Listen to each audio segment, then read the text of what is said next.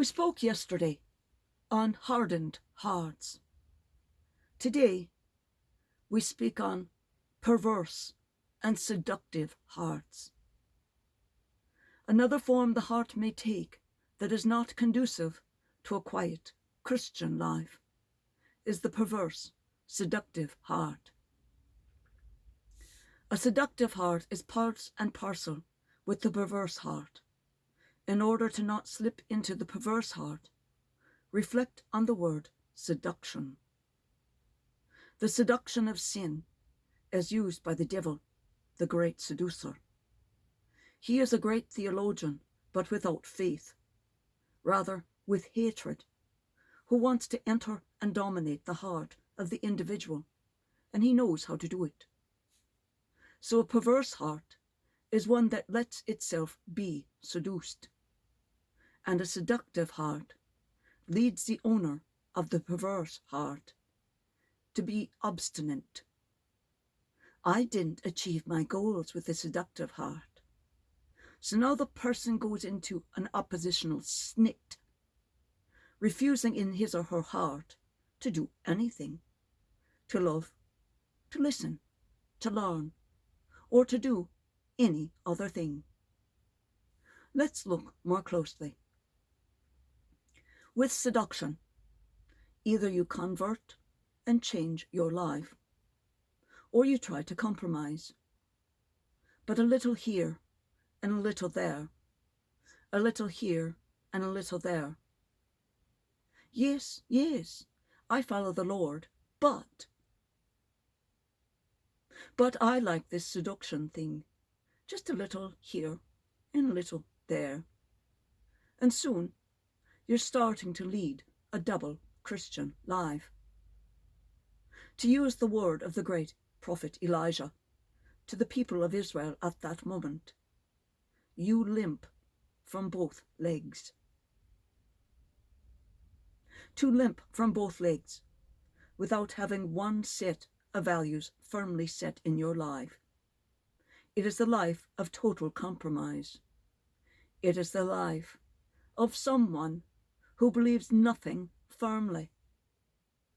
Yes, I'm a Christian.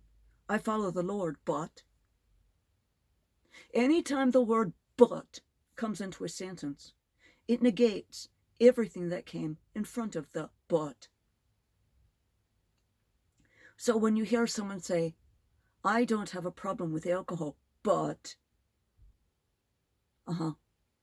that's why in therapy we say the word yabat doesn't enter into this room, because yabat is a disease that some people have in their mouths. Well, yabat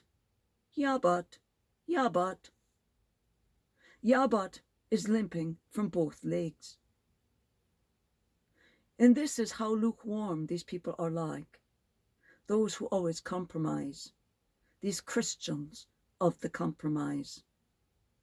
We too often do this, compromise, but we don't compromise our faith. Even when the Lord lets us know the path, even with the commandments, and also with the inspiration of the Holy Spirit. But I, being a compromiser and limping with both legs, I prefer something else, and I try to find a way to go down two tracks simultaneously, limping on both legs. May the Holy Spirit enlighten us so that no one may have a perverse heart, a hard heart, which will lead you to faint-heartedness, a stubborn heart that will lead you to rebellion, that will lead you to ideology, a heart that is seduced, a slave to the devil's seduction. You can see from the descriptions of the hard and seductive hearts how people are pulled to become antichrists. They find hate so much easier to do than love, more comfortable by half than all that loving talk, so much more comfortable than having to love their neighbours. Hating them takes so much less time.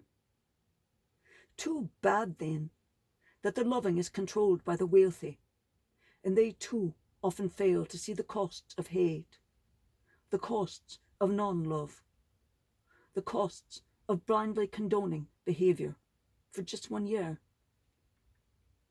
Discrimination is faster, easier, and so much less expensive than loving and helping the poor. If you hate all the blacks, all the stupid Mexicans that can't even speak English, forgetting that most graduates of high school in the past 17 years also can't speak or write English either. Watch your heart, lest you become like the Antichrist. And remember that many of the rich, many of the rich need there to be the poor, need for there to be those about whom we preach against. So when the Christian preaches help the poor, the wealthy want there to be poor, so there's someone for them to say, oh, look at them, they're homeless and we don't want to be like them.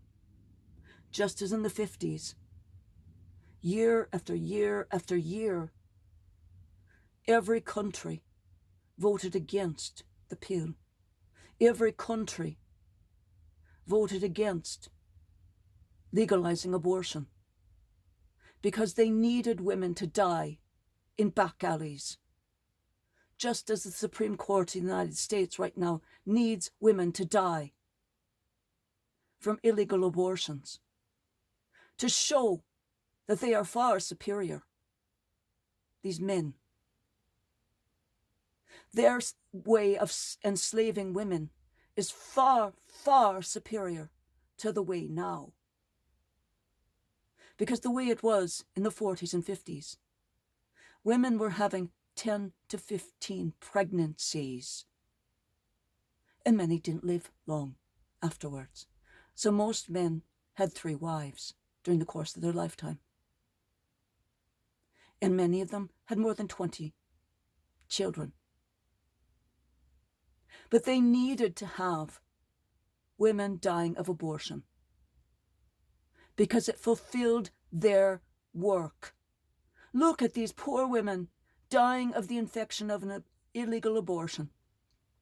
Well, if they hadn't gone for the abortion, they wouldn't have died now, right? Right. Oh, the poor women dying of abortion. Well, if they just accepted the gift from God. Well, once you have 15 gifts from God and you don't have an income, you don't have anyone with a living wage because you're so damn poor and there's no programs in the country to feed them, to house them, to help them, to do any damn thing. Because the same people voting against abortion, voting against the pill, are the same ones who keep voting down any program to help the poor. And they call themselves Christian? Not bloody likely!